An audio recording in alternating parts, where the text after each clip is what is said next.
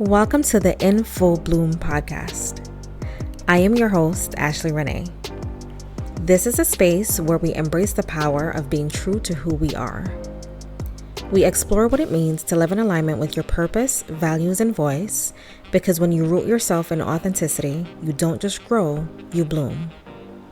Join me as we dive into real conversations, soulful reflections, and practical tools to help you bloom from the inside out.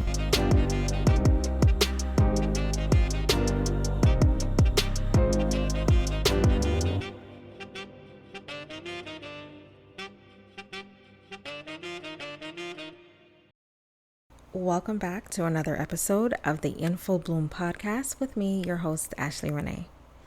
Today, I wanted to talk about how to say no without guilt. The title of today's episode comes at what I feel like is a very pivotal moment in my life, if you will.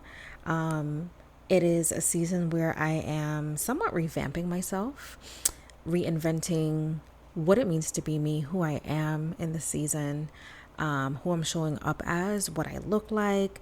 You know, sometimes you go through life and you feel like, all right, like I'm this girl, I'm the fly girl, I'm this, that, and the third thing. But I feel like every couple of years you have to really take stance and see who you are, what you're meant to be, who you're meant to be, what you're meant to do in this lifetime, and if your appearance matches what you say you are. And so I'm in this season, and a part of wanting to dive into saying no, exploring what it means to say no, how it feels to say no, the feelings that come with saying no, I want to tie it into the last episode that you would have listened to, which is redefining rest as a power tool. And I think it's important to understand that when we're giving our space, I think it's important to understand that when we're giving ourselves that space to breathe, that space to be, that space to kind of just be in the moment where you're not catering to everyone else.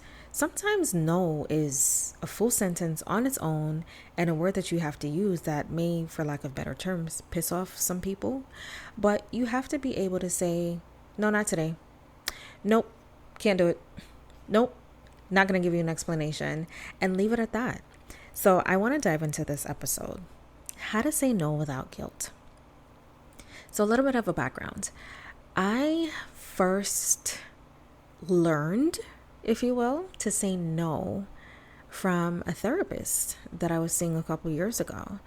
And I was in my mid-ish to late 20s. I had just started therapy.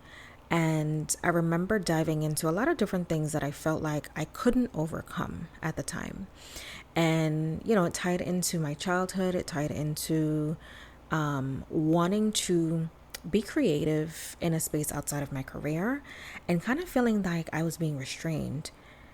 Granted, nobody was physically restraining me. Nobody was saying, no, you can't do that. You know, but it was just like these mental, internal feelings that I had. And I was like, I don't know what's wrong with me. I feel like I'm being held back and I don't know why. A huge part of it, yes, was fear. But there were other parts that I felt were rooted into childhood, rooted into, I guess, stuck points, if you will, places that I feel like I never overcame in my younger years. And so I started seeing my therapist and we got into talking about, you know, how I grew up, what it was like growing up in Jamaica, you know, exploring the different relationships I had with my elders meaning my parents, my grandparents, because I grew up with, I won't say a lot of different people because that sounds bad, but I did grow up in two major households as a child. And I think for me, a lot of it was rooted in, again, growing up in a Caribbean household. There is no saying no. Like, what do you mean no, right? And we grew up with this notion that we have to do everything. Not so much, you know, like we have to do everything physically, but do everything in that if we're told to do something, if our parents, if our grandparents told us to do something, there is no saying no to them. Kids these days, I am appalled. I'm shocked. I'm like, wait a minute, you said what now? Because I'm not used to that. Even as a grown up, I think I go through these moments, these seasons where I'm like, oh my God, but my elder told me to. I am 30 something years old. You can say no and you can mean it, and you have full right and reason to do so. And I have to remind myself of that. And so when I started therapy, we were diving into topics and different things that may have been causing that fear to arise, causing those moments of me feeling stuck. And I remember thinking to myself, like, I don't know how to say no. And I remember my therapist said to me, she was like, well, if you feel like you're burned out and you feel like there's so many things going on in your life where people are asking you to do things, asking you to show up in certain spaces, and you don't have the capacity to do so, say no. And I was like, but what do you mean? Like, how, huh? And she said, yeah. She said, like, what's the issue? And I said, but that's not nice. And she said, well, it's not nice to feel burned out. It's not nice to feel like you are at your wit's end and nobody's coming to save you. It's not nice to feel like, there's no Prince Charming around to rescue you from whatever you're feeling. And I remember thinking to myself, oh my goodness, she's right. And it goes back to this notion, this understanding, this belief that we have to do and be for all the people all the time. And I'm here to tell you that you don't. You absolutely do not. Don't get me wrong. We are, and I say we as a collective because I'm also in this space, right? We are meant to be in relationships. We're meant to be in relation in spaces and community with other people. I truly believe that. And as much as I'm very much an introvert, that y'all know by now, I love my couch. I do feel like we have to have community because there are going to be seasons in life, and I can attest to this. There are going to be seasons and moments in life when you have to depend on others, sometimes unexpectedly. And I'll just give you a little backstory. Last November, my stepmom passed, and I remember being in a whirlwind, to be honest, being in this space in this season where I was like, I don't know what's happening. I don't know what I'm doing here. I don't know who to show up as. I'm doing the things, but I'm just lost, confused. And that has to do a lot with grief. That has to do with, experiencing the loss of a loved one that is unexpected, somebody that has been a pivotal part of your life, but you've lost them. They're no longer here. And I was showing up in a season where I was doing the things because I knew I had to do them. I have to be a pillar for my family. But at the same token, I was like, I don't know what I'm doing for myself. And it got to the point where I had to depend on others. And I've grown out of this perfectionist idea where I have to do it all and I have to be the thing. It's tiring. It burns me out. I can no longer be a perfectionist. I've retired that title.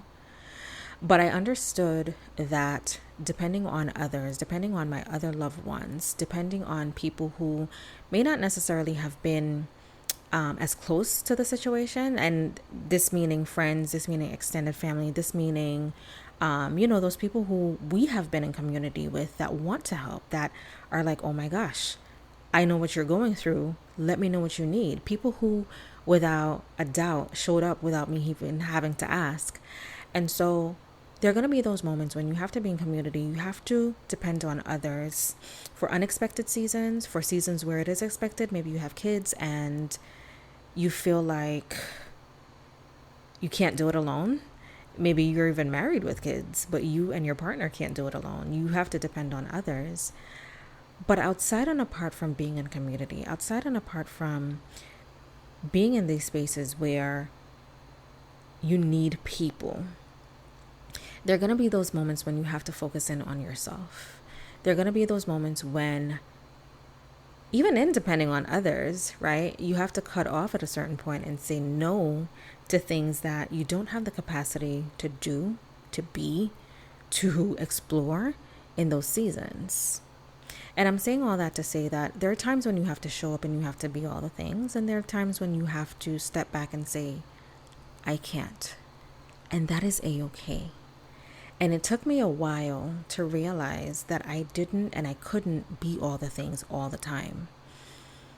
When you're dependable, and I say this because this is something that I've heard from my friends, these are traits, characteristics, if you will, that I've heard from loved ones who I hold dear to me. And they'll always say, nah, Ash always shows up. Ash shows up, she's dependable, she's reliable, she's loyal. And those are great traits to have. And I've had to kind of separate myself from myself and look in from the outside. Those are amazing traits to have. And I'm truly happy that those are some of the words that people use to describe me. But I've also realized that in being dependable, in being reliable, in being loyal, in always being the person that shows up, maybe not always, but you're dependable, so you show up for others and they know they can count on you. I know when my friends want to plan things, they call me like, yo, Ash, what you doing on this day at this time? Because I need and I need and I need. And I'm like, all right, I got you. Cool. If I can move some things around and make it happen, I make it happen. Especially for my loved ones who I know, they have events, they have birthdays, they have things coming up, and I can be a pivotal a part of that. I make the effort. But outside and apart from those moments, I realize and I understand that I can't do all the things. I can't be the it person all the time. There are moments when I need a break. There are moments when I have to step back and I have to say, you know what, Ash, not today. Right? I have a teen sister who I love dearly. And if she ever listens to this, oh my God, I'm going to get the rolling eyes and all the things, but I don't care. But as much as I want to make sure that I'm the best big sister possible to her, I want to teach her all the things in life. I want her to experience things. I want to make sure that I am that pillar that she needs in the moments that she needs them. And even when she doesn't need me, but she just wants that support, I want to make sure that I'm there for her. But prime example, I understand that I can't always be big sister who's physically present all the time. Just this past week, I told her, I'm like, all right, I'm going to come over and I'm gonna. And then I was at work. I was about to leave work and I said to myself, girl, it's not today. It's not going to happen today. And I felt guilty. I felt so guilty because I was like, oh my God, now I have to call her and tell her that I can't come over.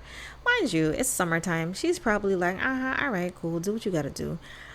But I felt so guilty, and I called her and I was like, I'm not going to come over today.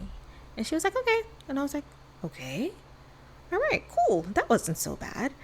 And it made me chuckle to myself because I'm like, here I am as a grown woman explaining to a teenager why I can't, or that I don't have the capacity at this time in this day. And honestly, it's really nothing to do with anything that happened, or it was just like, all right, I'm on my cycle and I don't have the energy and I'm a little irritable and I want to go home and eat and just be.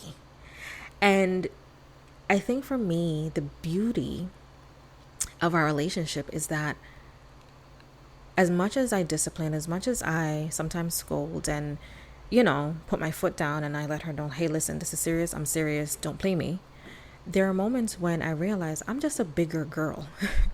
I may be your big sister, but I'm really just a big girl, and a girl that's experienced some things in life and a girl that has seen some things in life. But aside and apart from that, I take down the titles and I shed myself and I rid myself of being like an older sister, quote unquote. And I'm just a girl, and that's kind of our inside thing. It's just, I'm just a girl. And sometimes it's like, I don't want to do it today, boo. I'm not feeling it. Your sister ain't got it today. And I think in those moments, specifically for our relationship, where I can shed myself of this quote unquote title of older sister, I'm really just a girl explaining to her like, hey, listen, this is what's happening. This is what I'm going through. Like, you all right with that? And it allows her, I think, to see me as just a girl, as just a woman who is going through life just like we all are. And so sometimes the guilt that associates with the no, saying no, putting our foot down, taking a stance on something, the guilt is more than saying the actual word. The guilt is more daunting than us standing up for ourselves. Because a lot of times, especially now that I'm older, I realize that people will give you grace. people will extend that hand and say, listen, I understand. I've been there, girl. All right, take the time that you need. But when I think of it from the standpoint of me as a child, me as even a teenager, saying no to certain things, saying no to my parents, even going into my 20s and saying no and exercising that right, and knowing that I'm fully capable of doing it and I have the right to do so. For years, the guilt rode me. I was like, oh my God, they're gonna hate me. They're gonna not like me. They're gonna think that I'm selfish, and all the things that came with that. Until I saw my therapist, and she said it is fully okay for you to say no. It's fully okay for you to be in this space where, again, you can exercise that right because you have the right to do so. You're a working woman. You're tired. And she listed all these things. And I'm here to give you that permission to say, hey, it's okay to say no, especially when you don't have the full capacity to show up in a way that even serves you. You don't have the energy. So I want to dive into just the fact that no is a full-on sentence that can stand alone by itself. It doesn't need help. It doesn't need explanations. And again, this is something that my therapist back then had said to me. She was like, you don't have to explain yourself when you tell someone no. You don't have to go into, all the excerpts of why you can't. You just can't. No, full stop. I'm not doing it. And I remember the first time, maybe not the first time, but I remember there was a time that I had to exercise that right. And it was to accompany my stepmom's mom to the doctor. And I remember my dad saying to me, he was like, yo, like, can you do it? And I was like, no. And I remember the look on his face. He was like, wait, what? He was like, what do you mean no? And I was like, no, I can't. And he was like, but you're home. And I was like, I know. And at the time I was still living at my parents' house. And, we were just casually having this conversation. And my dad and I, we can casually have conversation, joke, laugh, all the things in between. And he was just so like appalled. He was like, I don't understand. And I was like, I don't understand why you don't understand, but I'm not doing it. And this is coming from me having done it for years prior to. And I'm talking about like late teenage, into my 20s. And it wasn't that I didn't want to help. It was just me saying in that moment that I think it was the tail end of COVID. And I remember just thinking to myself, like, I've done this for years without question, without a doubt. I move around my days, my plans, my work schedule, if I'm off, all the things. And I remember thinking, I still work 3 to 4 days a week. I'm still going into work physically. I am doing manual work every single day. And one of the days that I'm off, you're asking me to do something. You're home all week. And I remember it was at that time, it was COVID, because at the time I remember my dad was home a couple days a week. At the time too, my stepmom was also working from home. And they, in my opinion, had the luxuries, quote unquote, of being home, of being able to work in jobs that didn't require them at the time to go into work. And I all I could think of was my therapist saying, no is a full sentence. Say no, full stop, that's it. And I remember my dad is 6 foot something. And I remember him, like he was on the bed and then he stood up and he was just looking at me like in amazement. And I remember chuckling internally. I was just like, bro, like I have done this for years. I'm always doing it. I was like, the one day you're home chilling, this could be your moment. And it wasn't to disrespect him. It wasn't, again, to be mean or anything like that. But it was just reclaiming my time, reclaiming that moment where I'm always like the yes girl. And yeah, I got it. I can do it. All right. What time? What time do you need me? Okay, I'll do this and this and this and that. And in that moment, I was just like, you know what? It's time for a change. It's time for me to step into this season, into this moment where I'm not doing everything for everyone else and neglecting myself. And I think a huge part of saying no, a huge part of taking ownership and giving yourself the space and the grace to exercise that right of saying no is realizing that you're giving yourself that time back. You're giving yourself the power. You're giving yourself the authority to make decisions based on you, based on your needs. And it sounds selfish. And to be honest, it is selfish. It's you being and showing up for yourself. And for a while, it I don't know about you guys, but there are moments when I have to make decisions or I have to speak about something or I have to show up in a certain way. And it's almost like that knot in your throat. And it's like, oh my God, there's pressure on my vocal cords. I don't know if I'm going to say this right. I don't know if it's going to come out right because my voice is about to be shaky. But I urge you, even when your voice shakes a little bit, say no. Stand up for yourself. Be in those spaces and in those moments where, again, when you know that you don't have the capacity, not just when you don't want to do something, your boss said to do it and you don't want to do it. No. But when you don't have the capacity, when you don't have the energy, you don't have that time to do something, it is okay to say no. It's okay to step back. It's okay to, I know I see the memes all the time that cancel plans are the best plans. Sometimes it's okay to cancel plans. Now, if you're a serial cancel planner, I will urge you to rethink about yourself, rethink the company you keep, maybe rethink life in general, because that's not okay. But it is okay to cancel plans sometimes when it means that, again, you're giving yourself that time back. You're redefining rest. I have a friend who, it's funny because she just texted me, who called me. We were supposed to go out. We were supposed to have a brunch date because we had been meaning to meet up for a minute. And the morning of, she calls me and I'm like, all right, Ash, you got to get up early because you want to get there on time. You know, all the things. What are you going to wear? And, we go through it. And my phone rings maybe like 2 hours before meetup time. And she says to me, she was like, yo, Ash, I'm so sorry. And I was like, nah, what's going on? And this is, my inner introvert getting happy because now I'm like, oh, she about to cancel. But in all seriousness, I was like, what happened? Because I was genuinely concerned. I'm like, are you okay? Is everything okay? She's like, no, I'm good. I was like, all right, cool. What's up? And she was like, girl, I went out last night. I said, oh. And she said, I think I'm 20 something and I'm not. And my body's not reacting the same to coming home, late, 12 o'clock, 1 o'clock in the morning, had a few little drinks and all the things. And she said, my body is reacting in a negative way and I don't think I can brunch today. And I said, girl, that's all right. Because a part of me was just like, all right, one less thing for me to do.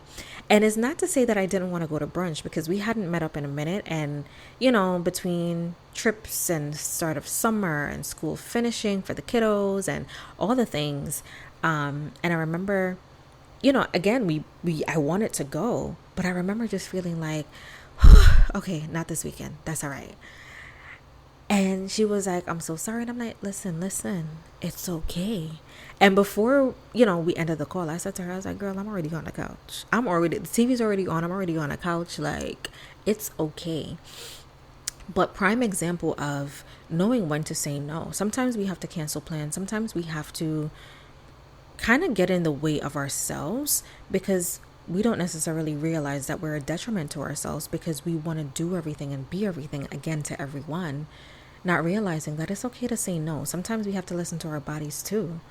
Our bodies know when to shut us up. And I've been a testament to that more times than not in these past couple months. But there are times when your body's like, girl, no, I said no and I meant it. Sit down.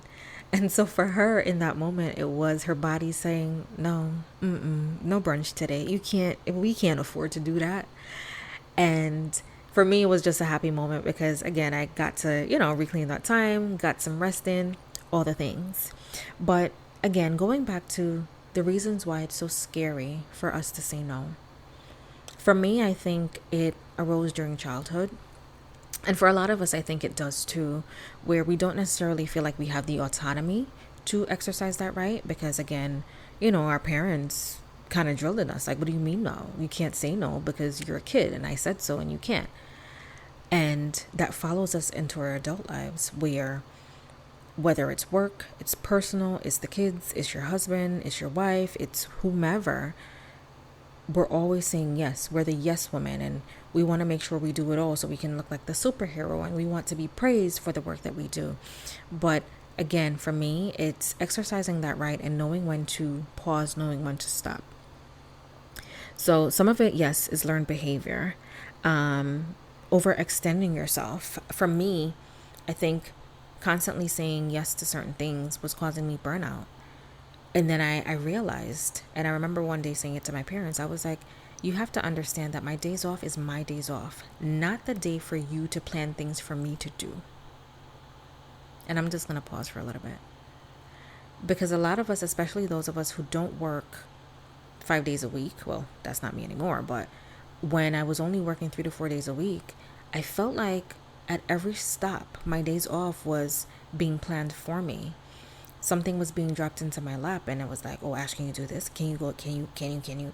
And I was just like, I know, but wait, like, where's my time? Where's my time to be? Go to the gym, go out with my friends, take a day to create. At the time I had a blog and I was like, I don't want to, and again, it's not being mean. It's just when you've done it for so long, sometimes you get burned out and you don't even realize it's happening. So for me, it was exercising that right so that I can understand and again, just reclaim that time, understanding that I deserve time to myself. My therapist not only gave me permission to say no, but she taught me that saying no sometimes is a way to set boundaries. It's a way to creep into allowing others to see how they should treat you. There's a saying that she used to say, and I feel like I'm going to mess it up, but she always said to me, boundaries teach others how they need to treat you. Boundaries essentially show others how they need to respect you.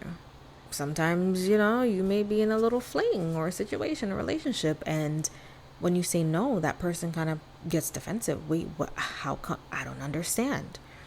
But when people respect you, they respect your time, they respect you as a being, and you say no, you put those boundaries up. Actually, not today. Actually, no, yeah, I'm not feeling it. When you have those moments that you stand up for yourself, others will sometimes show you who they really are in those moments. They will either respect your boundaries, respect the fact that you have a right to say no, or they will try to manipulate you into doing what they want you to do. I want to encourage you to stand your ground.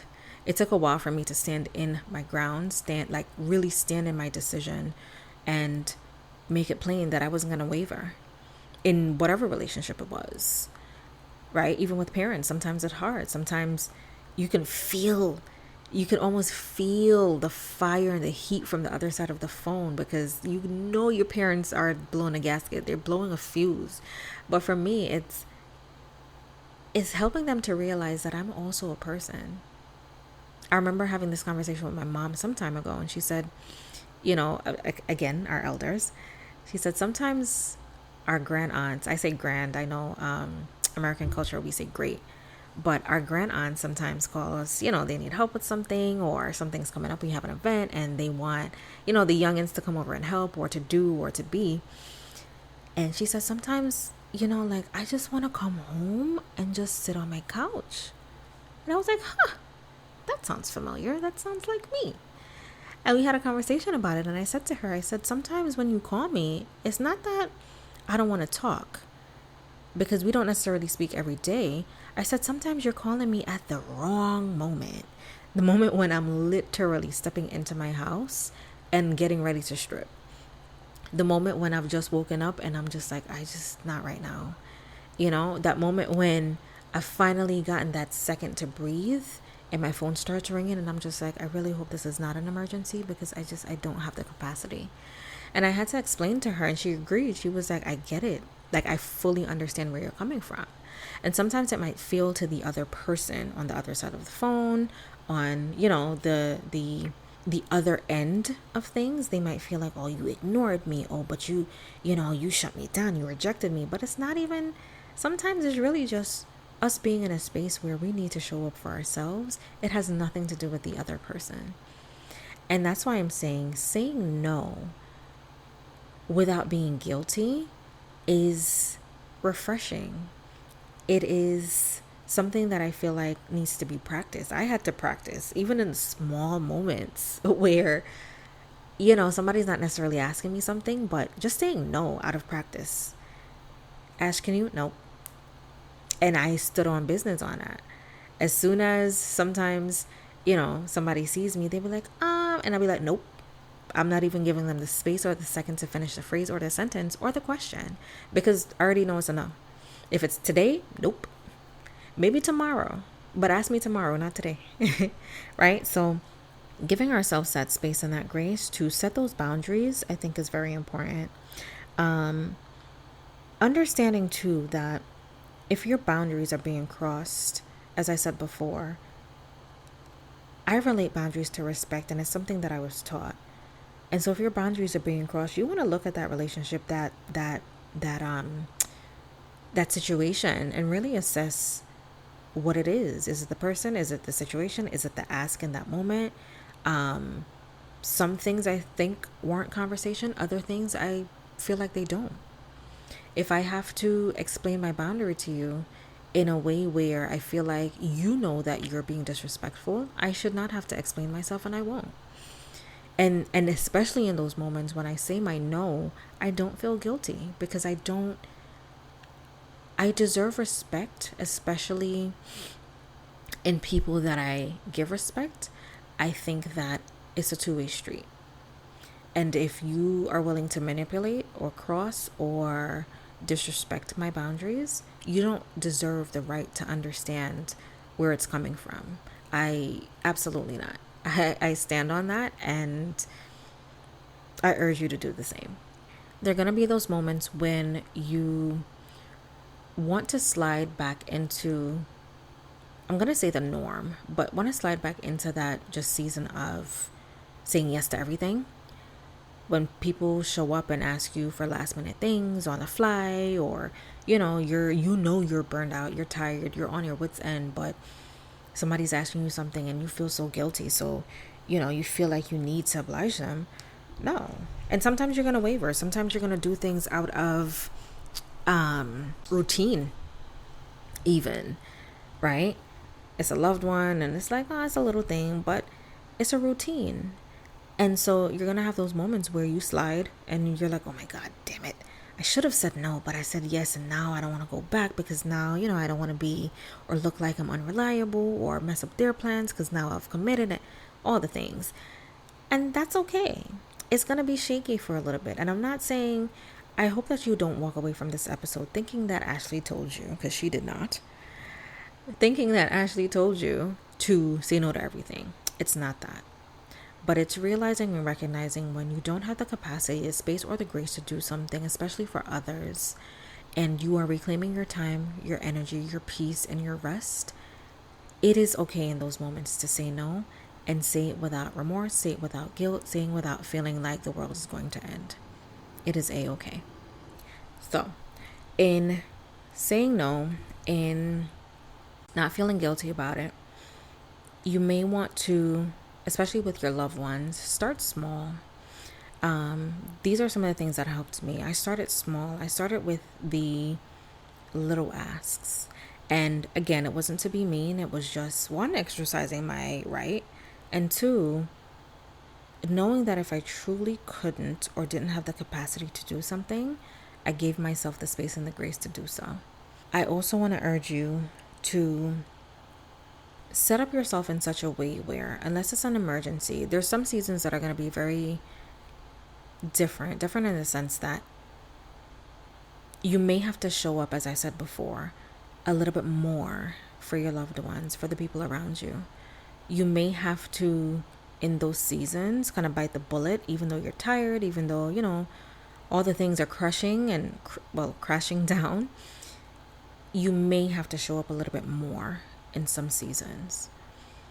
But when you get a rest period, when you have those moments where, you know what, the world isn't burning down today or tomorrow for the next month, and hopefully it won't, I'm choosing this time to just be, choosing this time to reinvest in myself. Those are the moments that I would urge you to kind of set up rules, if you will, for yourself. When I started saying no to certain things, and again, there were small asks, it was, hey, can you babysit? Can you look after? Can you just make sure that I started saying things like, and this was one of my rules, give me at least 24 hours notice before you drop something on me. Of course, again, there are moments when you need something emergently, you need something urgently, something happened, and you're just like, oh my God, oh my God, oh my God. You're the closest person, quickest person, can you please? That's different. But when it's, again, the routine things, hey, I have a meeting. I know I have a meeting. I've had this meeting on my calendar for a month, but yet I'm coming to you 2 hours before you wake up in the morning because I know you're off. Those are boundaries that I feel like should not be crossed, especially as we move into our 20s, our 30s. Girl, once you hit 40s and 50s, it's over. Like, don't play with me and don't play with my time. And again, speaking as a girly in her 30s, give me some notice, bro. Like, give me some time to get my bearings together. There may be moments when I want to run my errands, I want to take care of my own business. There are moments when I don't even want to take care of my business. So there is no way I can afford to take care of yours. And for me, the rule was give me 24 hours. If you know that this is something that's on your calendar, or you may potentially need me, or I'm your backup, give me some time. Give me a heads up. When you know about it, I should know about it. So that at least in the back of my mind, I know that, you know what, let me at least clear half of my day just in case. But knowing that someone can pop up on you and you're always going to say yes at the last minute, they'll take advantage of that. And I've experienced that in my life, and it came to a point where I had to say, yeah, no, this is not going to work for me anymore. I'm also tired. I also work, not because I'm young, quote unquote, means that, I can do it all and be it all. I can't. So set up that rule for yourself. Set up those boundaries. Really write out the things that irk you, piss you off, for lack of better terms, make you feel like you're at your wit's end, that people constantly do, or situations that you're constantly being caught up in, and figure out those rules, those ways that you can say no. Figure out those ways that you can set up those boundaries. Again, because your boundaries are teaching others how to respect you. My dad knows me very well. He's like, yeah, listen, all right, so I don't mean to, or I don't want to, or I know, but I don't want to. And I'm always like, what do you need? And he's like, no, I don't want to encroach on your time. But, if in the case that, because he knows me, and it's something that I've dealt with for years. And I used to tell my parents, I'm like, yo, don't call me at the last minute. Again, unless it's emergent, please don't call me. You knew about this 2 months ago. You didn't say nothing. Why are you calling me now? Right? So think about these things. Think about what it means for you. Once you've said that no, what is the return on investment, if you will? What is exercising that right doing for you? And it may just mean that, you're putting your foot down, or you're gaining a little bit more confidence each day, and that's fine. For some of us, it's getting away from burnout, getting away from always having to deal with someone else's stuff. And it's also teaching them, those people, whoever those people are in your life, right? It may be the parents, it may be your siblings, it may be loved ones, it may be your spouse, your girlfriend, boyfriend. It's also teaching them how to prioritize themselves or their needs in such a way where it's not always a last minute ask. It's not always let me drop this in your lap because I don't have the capacity to take care of it. And to be honest with you, sometimes the trickle down effect of being asked to do something or asked to perform in a certain way comes from others not taking ownership of their own stuff. Sometimes it means that their stuff is overflowing. It's literally bubbling over, and they do not have the many hands to deal with the many things that they have going on. And so it falls onto you. So I just want to urge you, I want to encourage you to, again, exercise your right. Please don't go telling the people that I told you to say no to everything. But saying no in the spaces where you don't have the capacity, don't have the grace, don't have the space to perform, to do, to be. Exercise that right. Exercise it gracefully. Allow others, especially your loved ones, a deeper understanding of what it feels like, what you're going through, so that they can give you that grace as well. Sometimes it means explaining to them what you're noticing so that they can take stand and they can take ownership of their own lives so that they can do better. And again, I think it's a trickle effect. It starts in childhood, it comes up, and it follows out into our adulthood. But at some point, you have to reclaim ownership of your time, your life, and as I said before, redefining who you are, redefining that rest, redefining those no's so that you can use that time effectively and efficiently for yourself. So, I said a lot in this episode. I again want to urge you to exercise your rights. Make sure that you are being gracious with yourself. We're all learning, we're all going through different seasons, different spaces in our lives. And again, put your foot down. Take ownership of who you are and make sure that every day you're giving yourself the space and the grace to grow. Send me an email at infobloomthepod@gmail.com.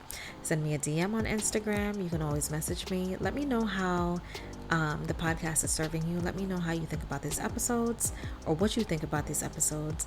Let me know how I am and how I can better serve you. So thank you for listening to this episode. Thank you for stopping by. And I hope that you listen in on the next episode. Bye.